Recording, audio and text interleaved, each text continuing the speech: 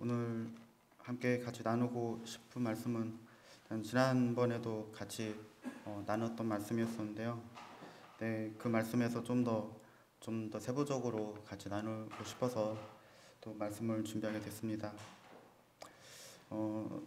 저번에 애굽에서 가나안까지라는 주제를 가지고 함께 애굽에서 그리고 가나안까지 이스라엘 백성들이 그 어떤 여정을 통해서 우리가 영적으로 얻을 수 있는 교훈들을 함께 그렇게 나누었는데요. 이제 각 그 여정들 가운데서 우리가 좀 더 세부적으로 우리가 이 하나님 말씀들을 가지고 어떻게 교훈을 얻을 수 있는지 그런 부분들을 같이 나누고자 합니다.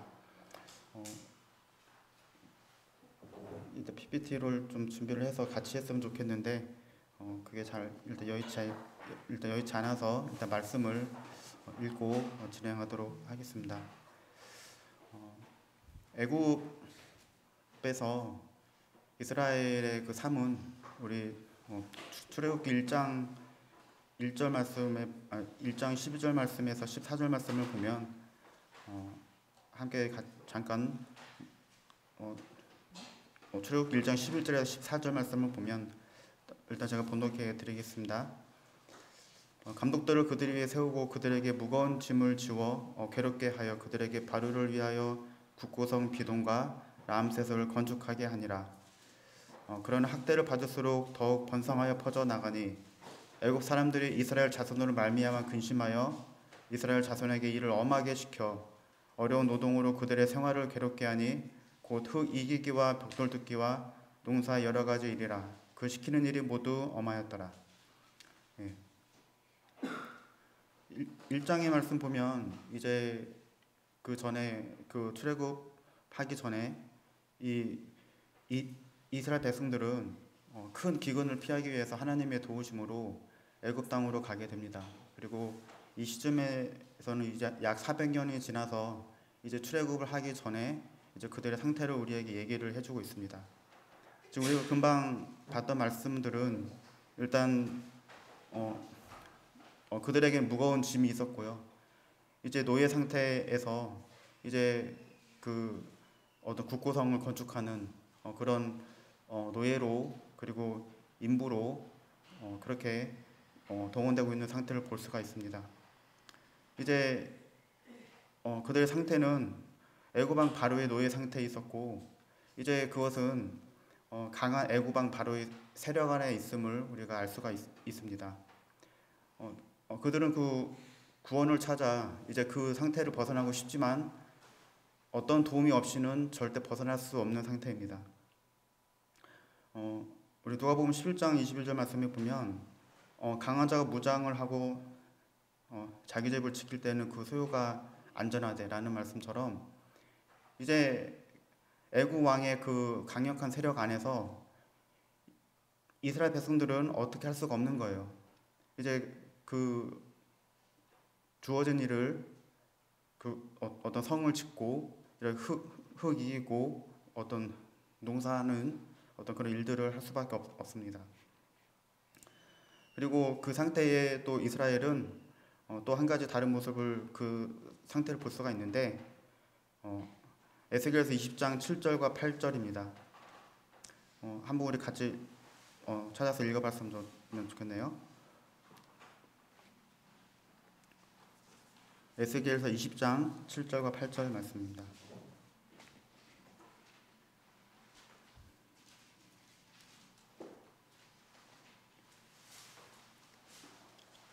7절과 8절 같이 한 목소리로 한번 읽어보도록 하겠습니다. 시작. 또 그들에게 이르기를 너희는 눈을 끄는 바 가증한 것을 각기 버리고 애굽의 우상들로 말미암아 스스로 더럽히지 말라. 나는 여호와 너희 하나님이라 하였으나 그들이 내게 반역하여 내 말을 즐겨 듣지 아니하고 그들의 눈을 끄는 바 가증한 것을 각기 버리지 아니하며 애굽의 우상들을 떠나지 아니하므로 내가 말하기를 내가 애굽 땅에서 그들에게 나의 분노를 쏟으며 그들에게 진노를 이루리라 하였노라. 여기 보면 그 8절 중반주에 보면 그들의 눈을 끄는 바 가증한 것을 각기 버리지 아니하며 애굽의 우상들을 떠나지 아니하므로 라는 말씀을 봤을 때 이제 그 애굽 땅에 들어가서 이제 자폰을 하게 되고 이제 그 다른 그 애굽 이방 그 어떤 여자들과 같이 결혼을 할 수도 있고 이렇게 그리고 애굽의 그 어떤 문화에 대해서 어느 정도는 같이 동화가 되면서 이제 그들의 신을 신겼던 것 같습니다. 그래서 애굽 우상들을 또한 이렇게 섬기고 있는 그 상태를 이 말씀을 통해서 볼 수가 있습니다. 그래서 이 그 출애굽 전에 애굽 그 바로 왕의 그 하에 그 어떤 세력 안에서 있었던 이스라엘 백성들은 그 상태는 노예였고 우상 숭배의 자들이었음을 우리가 알 수가 있습니다.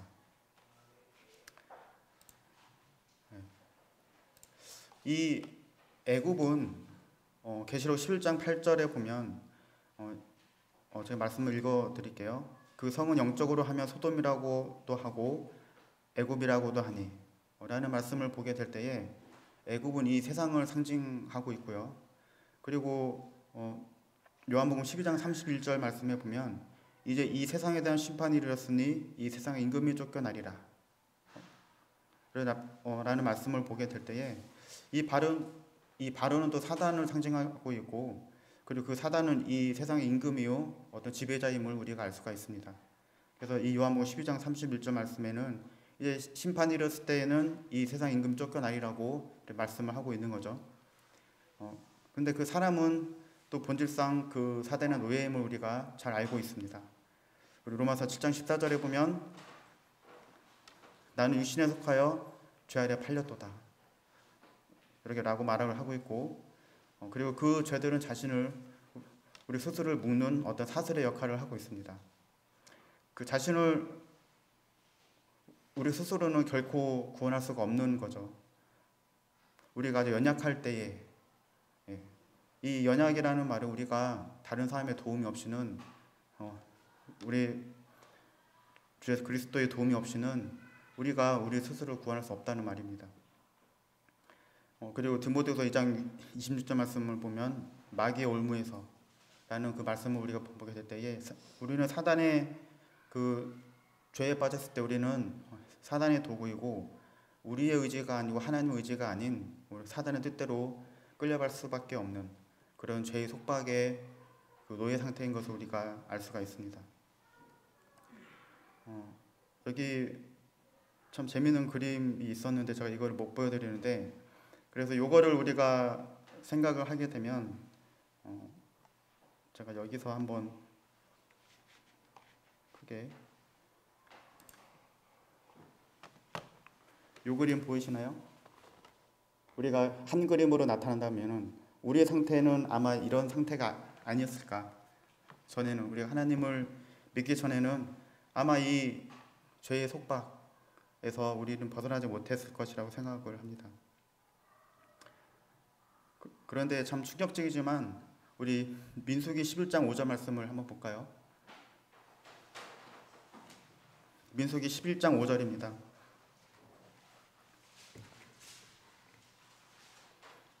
우리가 금방 봤던 그림을 봤을 때 어떤 생각이 드시나요? 정말 우리는 이 어떤 사단의 그런 죄에 빠졌을 때 우리는 사단의 노예이고 정말 사단의 도구이고 참 우상 숭배를 할 수 있는 그런 상태인 우리 자신을 보게 되는데 참 정말 혐오스럽지 않습니까?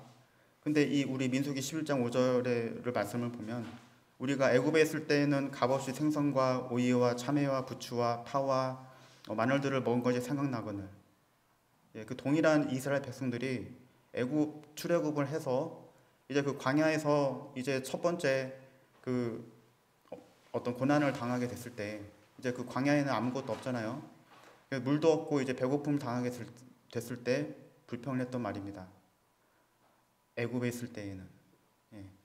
그래서 우리가 이런 사실들을 보면 그 사단은 정말 교묘하게도 우리에게 항상 나쁜 것을 주지 않아요.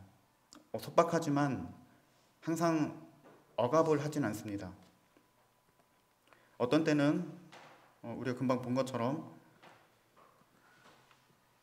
먹을 것을 주고 뭐 어떤 생선도 주고 오이도 주고 어떤 야채도 주고 그리고 어떤 파와 마늘들도 이렇게 고기에 같이 먹을 수 있는 어떤 그런 것들을 우리에게 제공을 합니다. 예. 그래서 이 사단은 금방 우리가 어떤 죄에 대한 어떤 혐오를 느끼지만 근데 우리가 그 전에를 생각했던 것처럼 애굽에 있었을 때를 생각했던 것처럼 이 사단은 우리에게 교묘하게 속이는 거예요. 고린도서 4장 4절의 말씀 보면 그 중에 이 세상 신이 믿지 아니하는 자들의 마음을 혼미하게 하여 그리스도의 영광의 복음의 광채가 비치지 못하게 함이니라는 말씀이 있습니다. 이렇게 사단은 우리의 마음의 눈을 멀게 하고요. 그리고 에베소서 4장 18절 말씀에 보면 그들의 총명이 어두워지고 그들 가운데 있는 무지함과 그들의 마음이 굳어짐으로 말미암아 하나님의 생명에서 떠나 있도다. 예. 이 사단은 우리의 총명을 어둡게 합니다. 그래서 우리 마음을 굳게 하고 그리고 우리의 하나님의 그 생명에서 떠나도록 우리를 교묘하게 이끄는 것을 볼 수가 있습니다. 또 이 사단이 주는 이 착각은 그래서 이 속박을 자유로 생각하는 거예요. 내가 결정하니까. 그리고 그 어떤 광고에서 보면 이제 너의 길을 가 뭐 그런 거 있잖아요. 그래서 어떻게 보면은 우리가 어떤 자유를 갖고 멋있게 결정을 한 것 같지만 그렇지만 그 어떤 면면을 잘 이렇게 들여다보면 사실상 우리가 한 결정들은 어떤 사단의 속박 속에 있는 것을 우리가 알 수가 있습니다. 그래서 이제 이 사단은 어떻게 보면 아까 보여드린 것처럼 우리 목에 찬 어떤 사슬처럼 이 사슬을 강하게 당기기도 하고 약간 느슨하게 풀어주기도 하고 그런 조절을 굉장히 잘하는 것 같아요. 예. 그래서 어떤 사람에게는 어떤 정욕의 사슬을 주고 또 어떤 사람에게는 어떤 칭찬이나 어떤 돈에 대한 사랑을 주기도 하고 예. 그래서 어떤 세상에서 존경받을 만한 것을 위해서 살고 또는 어떤 다른 사람의 어떤 눈을 또한 즐겁게 하고 또 어떤 내가 갖고 있는 것을 이렇게 과시하기도 하고 어떤 그 여러 가지 사슬에 우리는 이렇게 묶여 있는 것을 볼 수가 있습니다. 근데 좀 안타깝게도 조용히 근데 확실하게 그 구덩이 아래까지 우리는 끌려가는 모습을 우리가 볼 수가 있습니다. 근데 한 가지 희망이 있는 것은 그 벽돌 가마에서 고생하는 노예들을 보는 눈이 있었고 그리고 그들이 그 고통에 신음하는 그 듣는 귀가 있었다는 사실입니다. 우리 출애굽기 3장 8절 말씀을 보면요, 제가 읽어드리도록 하겠습니다. 내가 내려가서 그들을 애굽인의 손에서 건져내고 이 노예 상태에 있었고 우상 숭배자들이었고 좀 아무런 희망이 없던 이스라엘 백성들을 우리 하나님께서는 참 그들을 보고 계셨고 또한 그들의 고통을 듣고 계셨다는 사실입니다. 그래서 내가 내려가서 그들 애굽인의 손에서 건져내고라는 이렇게 말씀을 하고 계신 거죠. 그것은 누구도 대신할 수 없는 일이고 우리 시편 49편 6절 8절 말씀에 자기의 재물을 의지하고 부유함을 자랑하는 자는 아무도 자기 형제를 구원하지 못하며 그를 위한 속전을 하나님께 바치지도 못할 것은 그들의 생명을 속량하는 값이 너무 엄청나서 영원히 마련하지 못할 것입니다. 아무리 돈을 많은 사람도 어떤 다른 사람의 자기 형제라도 그를 구원하지 못하는 이유는 그 사람의 그 생명을 속량하는 값이 너무 커서 영원히 마련하지 못하기 때문이라고 말씀을 하고 있습니다. 그건 정말 누구도 대신할 수가 없는 거죠. 나의 아버지라도, 정말 누구라도 내 생명을, 이 영혼을 그 속량하는 값을 치를 수가 없는 것입니다. 근데 누가 그걸 치러주셨습니까? 우리 요한복음 3장 16절 말씀 잘 아시는 말씀인데 한번 같이 읽어보도록 하겠습니다. 이제 그 외우시고 계시니까 시작. 하나님이 세상을 이처럼 사랑하사 독생자를 주셨으니 이는 그를 믿는 자마다 멸망하지 않고 영생을 얻게 하려 하심이라.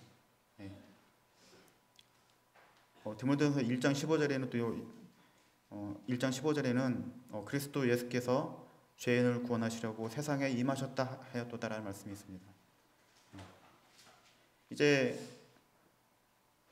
이스라엘 백성들처럼 그 애굽 땅에서 노예였고 우상 숭배자들이었던 자들인 것처럼 우리도 하나님 몰랐을 때는 이 세상 이 세상 위에서 이 공중의 권세 잡은 그 사단의 아래서 어떤 노예 생활을 했었고 또한 정말 하나님을 모르고 다른 잡신들을 섬겼던 우리의 죄에 빠져서 아무것도 할 수 없었던 그런 자들을 위해서 우리 하나님께서 우리의 그 사정을 우리의 그 신음을 그 보시고 들으시고 이제 그 아들 예수 그리스도를 우리에게 보내주셨다는 사실입니다. 그 아까 출애굽기 3장 8절에 내가 내려가서 건져내고 라는 것처럼 그리스도 예수께서 죄인을 구원하시려고 세상에 임하셨다 하셨도다. 이 말씀을 우리가 볼 때에 정말 우리 주님을 정말 사랑하지 않을 수가 없는 그런 사실을 우리가 볼 수가 있습니다. 우리 지금 여기 계신 대다수 성도님들은 이제 그 사실을 잘 알고 계시면 혹시라도 또 우리 가운데 진정 우리가 그 복음을 믿고 있는지 우리가 그 귀와 마음을 열고 그 기쁜 소식을 받아들였는지 한번 이 시간 다시 한번 질문을 해보시기 바랍니다. 만약 그렇다면은 우리는 주님께 속한 자유자이고 하나님의 아들이 우리를 자유케 하였기 때문에 참으로 자유인이라는 사실을 우리가 잊지 않았으면 좋겠습니다. 아들이 너희를 자유롭게 하면 너희가 참으로 자유로우리라. 요한복음 8장 36절 말씀입니다. 근데 이런 자유인들에게 이 사단은 계속 교묘한 그런 수를 쓰고 있습니다. 우리 출애굽기 5장 1절 2절 말씀 1절과 2절 말씀을 읽어드리면요. 그 후에 모세와 아론이 바로에게 가서 이르되 이스라엘의 하나님 여호와께서 이렇게 말씀하시기를 내 백성을 보내라. 그러면 그들이 광야에서 내 앞에 절기를 지킬 것이니라 하셨나이다. 바로가 이르되 여호와가 누구이기에 내가 그의 목소리를 듣고 이스라엘을 보내겠느냐. 나는 여호와를 알지 못하니 이스라엘을 보내지 아니하리라. 하나님께서 모세에게 이제 당신의 백성들을 이제 보내라고 그 바로에게 가서 말을 하라고 이렇게 지시를 하셨습니다. 그러면 그들이 광야에서 내 앞에 절기를 지킬 것이라고. 이제 하나님께 예배 드리는 그들의 모습을 보기 원하셨던 것이죠. 근데 그 바로는 바로 적대합니다. 여호와가 누구이기래 내가 그 목소리를 듣고 그들을 보내겠느냐. 이제 강하게 이렇게 적대행위를 하죠. 이스라엘 백성들이 조용히 노예 생활을 할 때에는 어떤 그들에게 주어진 약간의 그런 어떤 유익을 이렇게 누리면서 조용히 노예 생활을 할 때는 이 사단은 가만히 있죠. 그런데 하나님께서 구원하시기 위해 죄인을 다루시기 시작하면은 이제 그 사단은 이제 그 어떤 쇠사슬을 당기기도 하고 살짝 풀어주기도 하는 것을 우리가 볼 수가 있습니다. 금방 봤던 곳에서는 이제 이 바로는 그 여호와 하나님의 명령에 의해서 그 듣자마자 바로 강한 이렇게 거부감을 드러내죠. 근데 우리가 그 후회를 쭉 보면 이제 그 출애굽하는 과정을 보면 그 애굽이 10가지 재앙이 나오잖아요. 이제 그 전에 이 바로는 이제 그 말을 듣고 이제 쇠사슬을 당기기 시작합니다. 그 바로가 그날의 백성의 감독들과 기록원들에게 명령하여 이르되 너희는 백성에게 다시는 벽돌에 술집을 정어같이 주지 말고 그들이 가서 스스로 집을 죽게 하라. 또 그들이 전에 만든 벽돌 수요대로 그들에게 만들게 하고 감하지 말라. 그들이 게으름으로 소리질러 이르기를 우리가 가서 우리 하나님께 제사를 드리자 하나니 그 사람들의 노동을 무겁게 함으로 수고롭게 하여 그들로 거짓말을 듣지 않게 하라. 이제 이스라엘 백성들이 쇠사슬을 꽉 당기는 거죠. 이제 그들에게 주어진 그 전에 벽돌을 만들기 위해서 주어졌던 어떤 집들도 직접 주워서 만들게 하고 그럼에도 불구하고 이제 그 하루 할당량을 꼭 다 맞추라고 이런 명령을 내리게 합니다. 이제 그 노동을 무겁게 함으로 수고롭게 해서 그들로 이제 이런 말이 나오지 않도록 하라고 이렇게 합니다. 이제 그 뒤에는 우리가 잘 알고 계시지만 이제 그 하나님의 도우심으로 이적을 행하게 되죠. 이제 그 바로 앞에서 하나님과 이제 애굽의 어떤 잡신 간의 그런 어떤 힘의 대결이 일단 펼쳐지게 됩니다. 첫 번째 나일 강물이 피가 되고 또한 개구리 재앙이 있었고 그리고 그 티끌이 이가 되고 그리고 파리 재앙까지 가니까 이제 또 바로가 모세를 불러 이렇게 얘기합니다. 너희는 가서 이 땅에서 너희 하나님께 제사를 드리라. 처음에 하나님께서 말씀하신 바는 무엇이었죠? 이 백성이 광야에서 나를 섬길 것이라고 말씀하셨는데 이 땅에서라고 얘기합니다. 왜 이 땅에서라고 얘기할까요? 이 땅은 애굽 땅은 아직 그 바로의 세력 권한이니까 그를 나가기를 원치 않았던 것이죠. 그리고 또 다시 이렇게 얘기합니다. 출애굽기 8장 28절에 보면 바로가 이르되 내가 너희를 보내리니 너희가 너희 하나님 여호와께 광야에서 제사를 드릴 것이나 너무 멀리 가지는 말라. 이 땅에서 제사를 드리고 혹시 너희를 보낸다고 해도 너무 멀리는 가지 말라고 합니다. 근데 아까 금방 말씀드렸지만 사흘길을 가야 된다고 했잖아요. 그 사흘이라는 숫자는 완전한 죽음을 뜻한다고 그래요. 그래서 우리 주님께서도 사흘 후에 부활하시잖아요. 그래서 우리가 그리스도와 함께 십자가에 못 박혔나니 라는 그 말 뜻은 이제 그 사흘 후에 완전히 죽은 다음에 부활을 우리가 또한 부활을 경험하게 되지 않겠습니까? 나중에 이제 그래서 그 완전히 죽었다는 뜻입니다. 근데 이 땅에 있고 너무 멀리 가지 않는다는 얘기는 죽지 말라는 얘기죠. 그래서 이렇게 사단 그 바로는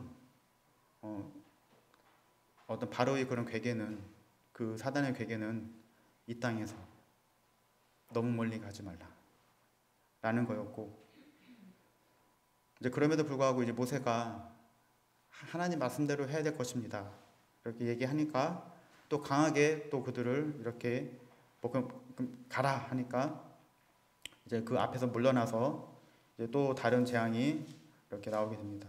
그 다음 재앙은 가축의 악질이 도졌고 이제 그 다음 재앙은 이제 그 사람과 짐승에게 독종의 재앙이 있었고 이제 우박이 떨어지고 그리고 메뚜기가 이제 창궐하고 이제 그때가 되니까 또 다시 부르는 거예요. 요 부분 우리 출애굽기 10장 7절에서 10절 한번 같이 펴서 읽어보도록 하겠습니다. 출애굽기 10장 7절에서 10절입니다. 한 절은 형제님들, 한 절은 자매님들 이렇게 읽었으면 좋겠습니다. 시작. 바로의 신하들이 그들에게 이르되 어느 때까지 이 사람이 우리의 함정이 되리이까? 그 사람들을 보내어 그들의 하나님 여호와를 섬기게 하소서. 왕은 아직도 애굽이 망할 줄을 알지 못하시나이까 하고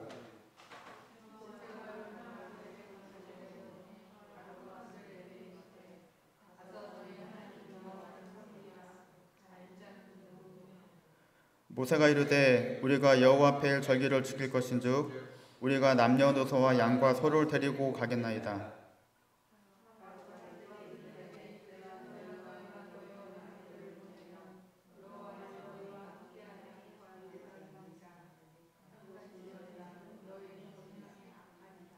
예.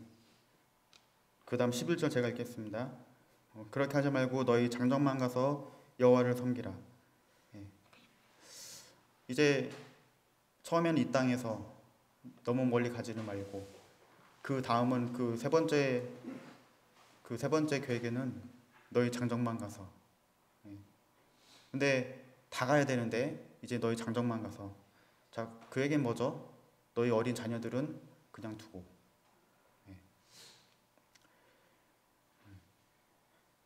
정말 우리는 저도 우리 자녀들을 키우고 있는데 정말 그 자녀들의 구원 문제와 참 그 영적인 그런 어떤 신앙의 문제들을 우리가 참 많이 고민을 해야 되는데 참 저 스스로부터 참 그렇지 못하는 모습을 보게 됩니다. 그래서 이 말씀을 참 볼 때에 참 많은 찔림이 되었어요. 그래서 너희 장정만 가서 여호와를 섬기라고 이 바로가 우리에게 얘기를 하고 있습니다. 너희 자녀는 그냥 두고. 우리는 그 사단이 말하는 그 말의 그 내면의 다른 면에 있는 그 진짜 의미를 잘 알고 있어야 되는 거예요. 이제 참 그럼에도 이제 그 마지막 그 10장 24절 말씀을 보면요, 또 이렇게 얘기합니다. 바로가 모세를 불러서 이르되 너희는 가서 여호와를 섬기되 너희 양과 소는 머물러 두고 너희 어린 것들을 너희와 함께 갈지어다. 예, 이제 어린 자녀들도 같이 가고 대신 너희 양과 소는 일단 머물러 둬라. 예, 얼마나 집요한가요? 예, 우리 참 결혼하신 우리 자매는 현재님께서 몇 번 찍어서 넘으셨습니까? 예, 저희 자매는 한 번에 넘어왔는데 예. 2번 정도, 3번 정도 하면은 뭐 일단 10번 찍어 넘어가지 않는 나무가 없다는 말이 있듯이 우리 형제님들께서 그 어떤 자매 이런 교제를 시작할 때에 아무리 처음에 마음이 안 된다고 해도 이렇게 3번, 4번 이렇게 하게 되면 점점 마음이 끌린다고 그러더라고요. 예. 참 이것처럼 이 사단이 우리에게 주는 이 괴계는 조금씩 오는 것을 보게 됩니다. 예. 처음에는 멀리 가지 말고 죽지 마. 그리고 죽지 말고 내 세력권 속에서 일단 벗어나지 마. 라고 얘기하고요. 너희 장정만 가서 너희 어린 아이들은 두고, 그리고 이제 마지막으로 너희 양과 소는 머물러 두고 너희 어른들은 너희와 함께 가. 이렇게 조금씩. 근데 한 4번째 정도 오니까 이제 왠지 타협을 해야 될 거 갈 수도 있습니다. 왜냐하면 아이는 중요하고 이 양과 소는 뭐 별로 덜 중요할 것 같잖아요. 근데 하나님께서 우리에게 요구하시는 것은 뭐였냐면 광야에 가서 제사를 드리라고. 예, 그럼 그 제물이 있어야 되잖아요. 이렇게 이 사단은 우리에게 하나님께 드려야 될 것을 자꾸 뭔가를 뺏으려고 하는 것 같아요.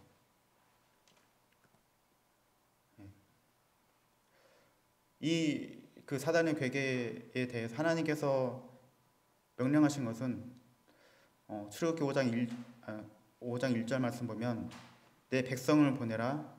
그러면 그들이 광야에서 내 앞에 절기를 지킬 것이라 하셨나이다. 백성은 어린 아이들과 다 포함한 거죠. 그리고 그 어떤 세력권 안에서 있는 게 아니라 애굽의 그 바로 왕의 어떤 세력권 멀리 안 가고 그 안에 있는 게 아니라 사흘길을 가서 이제 완전히 죽어야 될 죽음 이후에 그 어떤 완전한 죽음 후에 그만큼 멀리 떨어져서 절기를 지킬 것을 말씀하고 계시고요. 그리고 출애굽기 10장 25절 26절 말씀에 다 읽지 않고 맨 끝에 보면 우리의 가축도 우리와 함께 가고 한 마리도 남길 수 없으니 이렇게 얘기를 합니다. 한 마리도 남길 수 없으니 이게 바로 하나님의 명령이었어요. 우리 마태복음 6장 24절 말씀 이렇게 한번 읽어보도록 하겠습니다.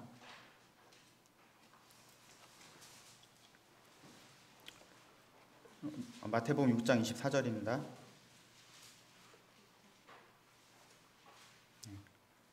한번 같이 읽어볼까요? 한 사람이 두 주인을 섬기지 못할 것이니 혹 이를 미워하고 저를 사랑하거나 혹 이를 중히 여기고 저를 경히 여김이라. 너희가 하나님과 재물을 겸하여 섬기지 못하느니라. 하나님께서 이 말씀을 하셨는데 주님께서 이 말씀하셨는데 너희가 하나님과 재물을 겸하여 섬기지 못할 것이라고 말씀하셨고요. 그리고 고린도후서 6장 17절 18절 말씀입니다. 이 말씀도 같이 한번 읽어보도록 하겠습니다.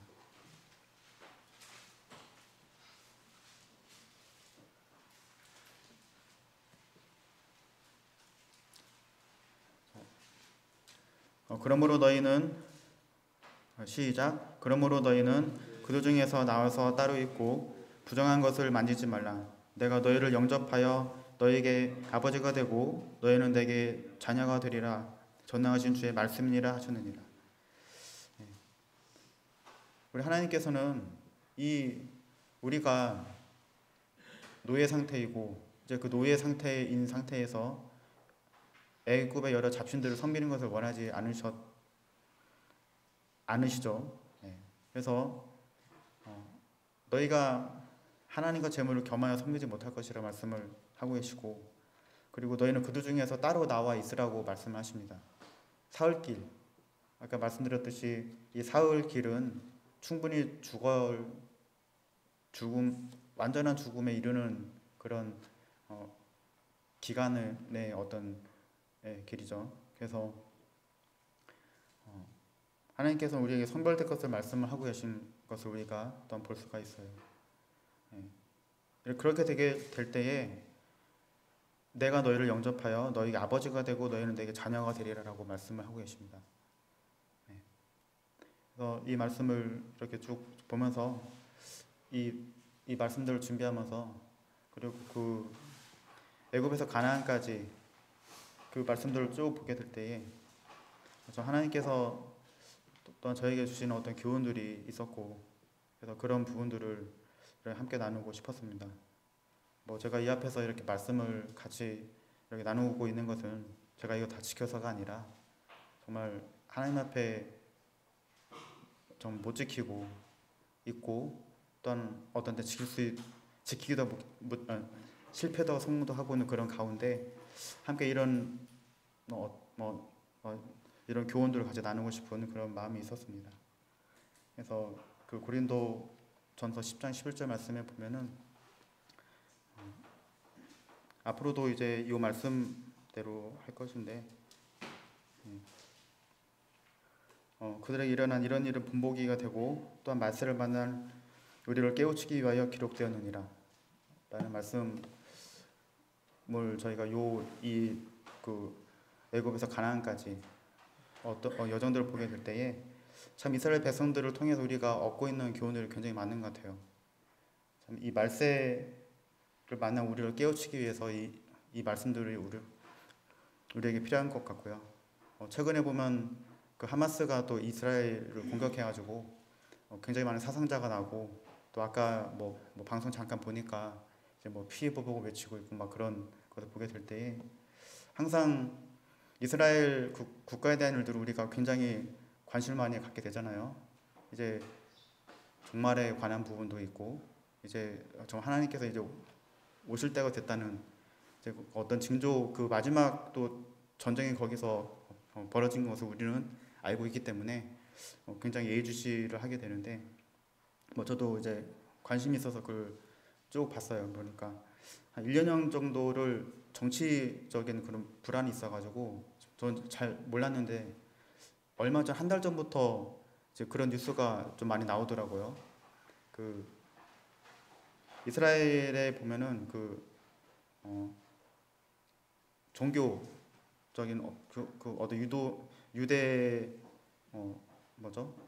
그 종교 지도자들이 정치권 상부를 다 장악하고 있고, 그리고 중산층을 이루는 어떤 엔지니어들이나 이제 그런 사람들은 그 따로 이제 그 저기 군 입대도 하고 막 하면서 어떤 군역도 하고, 그래서 어떤 경제적인 활동은 이제 그 두 세력으로 나눠진답니다. 근데 지금 네타냐후 총리인가요?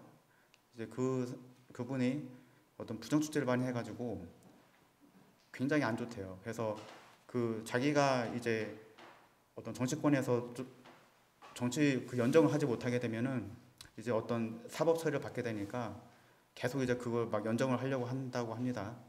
이제 그래서 그것 때문에 1년 전부터 그걸 반대하는 그 집회가 많이 있었대요. 그래서 거의 한 달 전에 어떤 뉴스를 봤는데 좀 약간 자극적인 그런 문구였는데 내전의 상황이다라고 막 했던 그런 식으로 있더라고요.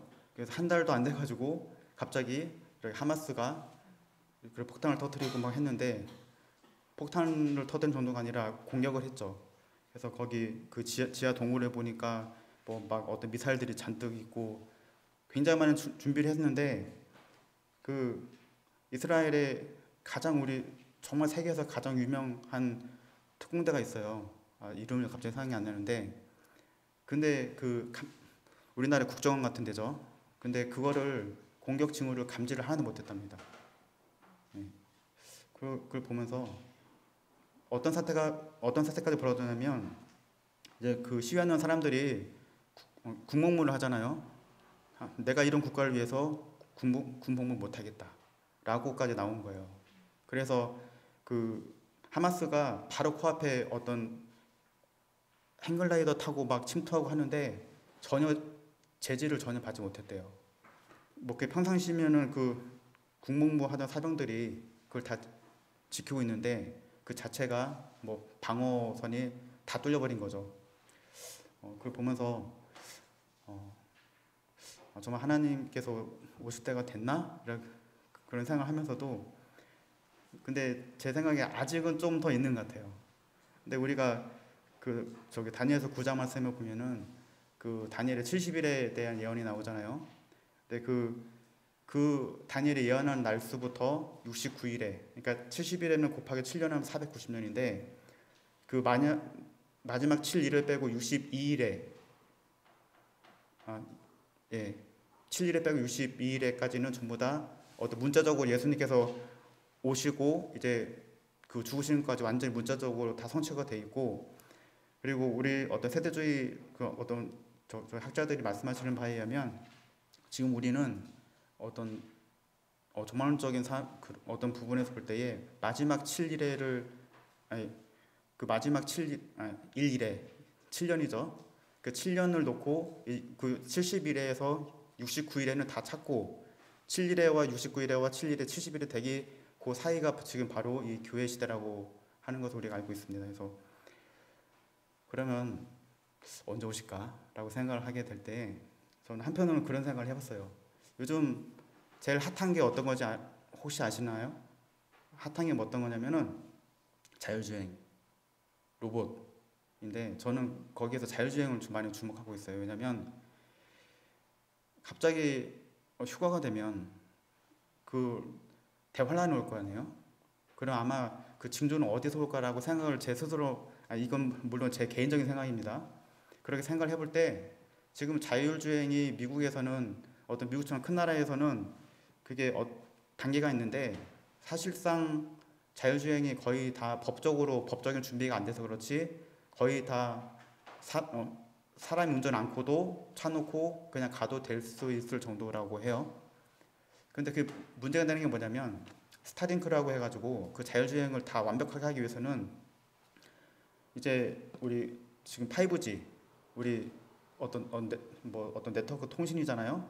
이게 촘촘하게 다 있어야 돼요. 근데 전 세계적으로 우리나라가 어떤 네트워크 통신에서 1등이잖아요. 근데 그 이유가 뭐냐면은 너무 촘촘하게 다 깔아놓은 거예요. 이 통신망을.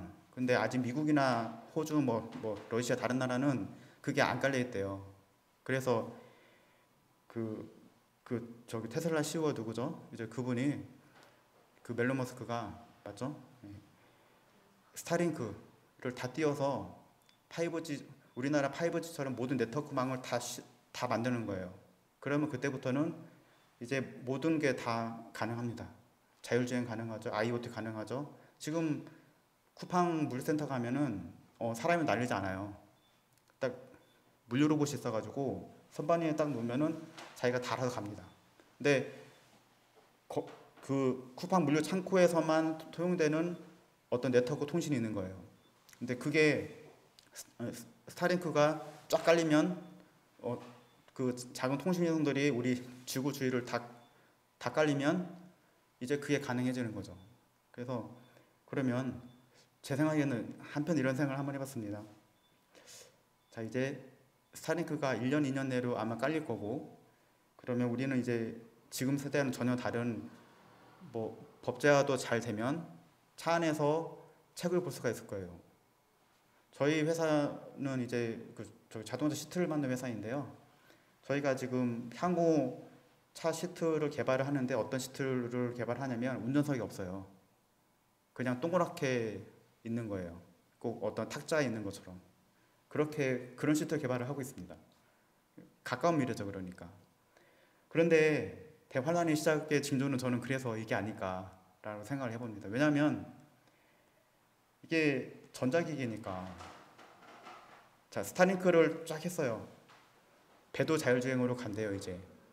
그리고 자동차도 간대요. 그리고 저기 비행기도 자율주행으로 간대요.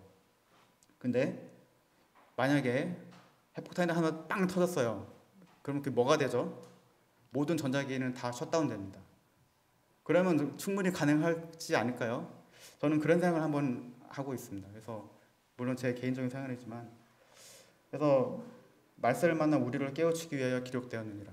우리는 이 말씀, 우리 성경을 정말 읽고 정말 자고 있는 우리 상태를 정말 깨워야 되지 않을까 생각을 하게 됩니다.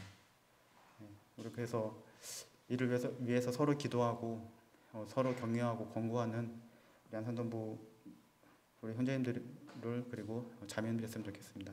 이상입니다.